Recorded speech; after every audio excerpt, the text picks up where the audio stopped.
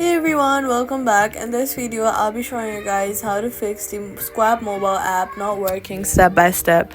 First, check your internet connection and make sure that it is stable. Try switching between Wi-Fi and mobile data to see if that resolves the issue.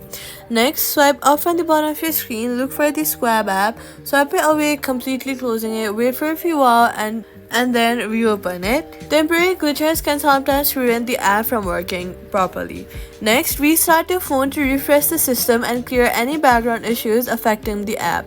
Then, make sure head over to your App Store or your Play Store, search for the Schwab app. Make sure that the app is updated to the latest version from the App Store or Play Store, as updates often fix bugs and improve performance. Now, if the issue persists, clear app cache on Android or reinstall the app to remove any corrupted files. If it still does not work, the problem could be temporary server issue, so wait a while and try again. That's how you fix the Schwab mobile app not working.